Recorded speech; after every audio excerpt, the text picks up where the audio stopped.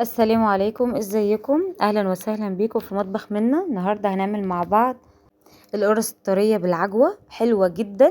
انا عملتها بالبلح الطري، هقولك على طرق حلوه جدا هتعمليها بيها وجميله. حط اللايك لو اول مره تشوفي القناه والاشتراك علشان يوصلك فيديوهاتي، بجد تحفه جدا وطعمها في منتهى الجمال. هتحبيها جدا وهتعمليها، وكمان مستويه جدا هي زي ما انت شايفه وحلوه قوي. يلا حط اللايك لو اول مرة تشوف القناة، بجد جميلة جدا والقرص طالعة لونها في منتهى الجمال. يلا نبدأ بسم الله عشان نملأ العجين بركة ونصلي على الرسول، ونبدأ مع بعض بالمقادير. مقاديرها بسيطة جدا وسهلة. اول حاجة هتحطي نص كيلو من الدقيق او 3 كوبايات ونص، تمام.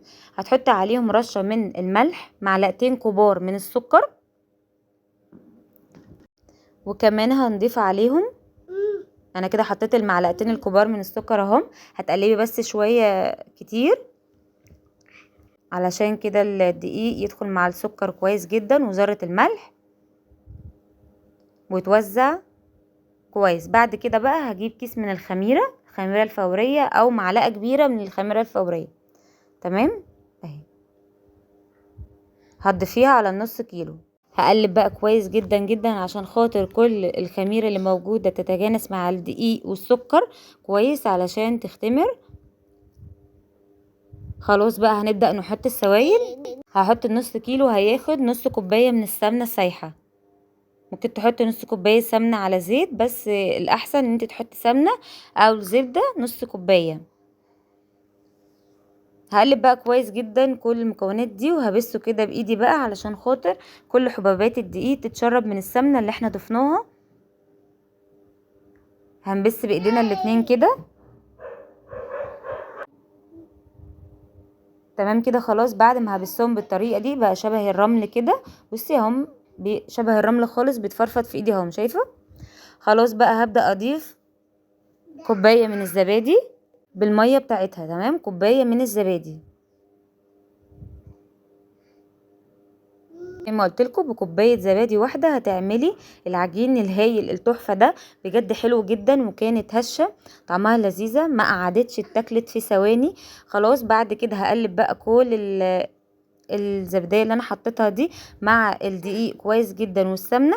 هضيف بس كوبايه الزبادي دي ميه. كوبايه الزبادي دي هحط فيها شويه من الميه الدافيه، وبعد كده هتضيفها عليهم. بس هي كده خلاص كل مكوناتها. هقلب كويس جدا بقى علشان تبقى ناعمه وتلمين العجينه دي. يبقى الميه هنا ميه دافيه، خدت الكوبايه الزبادي الصغيره دي هي كلها اتحطت من الميه. هبدأ ألم العجينة بقى كويس، خلاص اهي.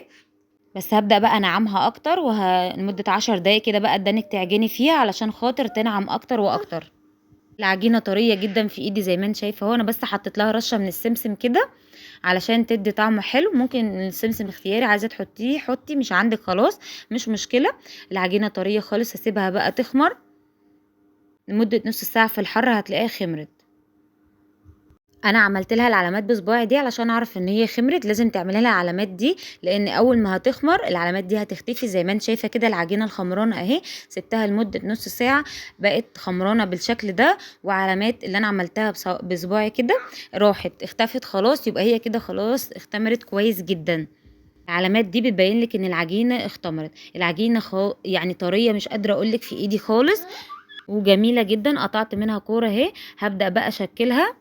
انا عملت لها شويه من العجوه بالبلح الطري، البلح اللي هو بتاع رمضان الطري.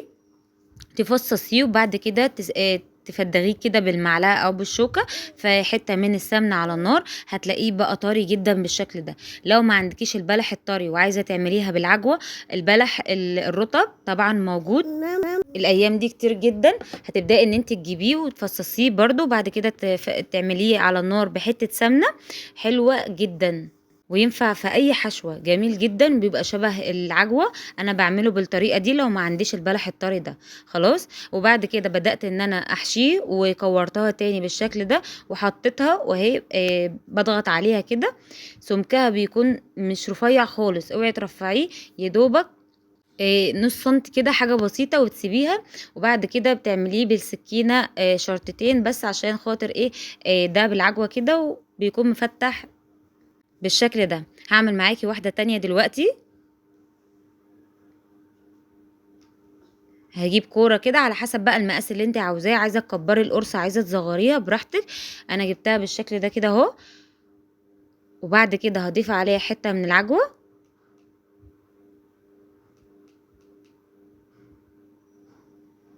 تمام كده، بتضيفي الكميه اللي انت عاوزاها في القرصه، بتبتدي بقى تلميها وتقفلي عليها كده بالشكل ده كده اهو زي ما انت شايفه، وترجعي تنعميها في كف ايدك. تمام كده اهي، بتلفي بالطريقه دي كده بتنعم. هحطها في الصينيه تاني وهوريكي بسيبها بقى. بعد ما احطها بالطريقه دي واضغط عليها واعملها بالسكينه، بعد ما اعمل الكميه واخلصها يا دوبك بحطها عليها فوطه او كيس تاني، واسيبها تخمر تاني لمده 10 دقايق. وبعد كده اشغل الفرن، لازم الفرن يكون سخن، واحطها في الفرن. بسيبها بعد التشكيل 10 دقايق كمان علشان تخمر مره كمان ويدخل جواها الهواء، علشان تفضل طريه معاكي لاخر قرصه بتاكليها.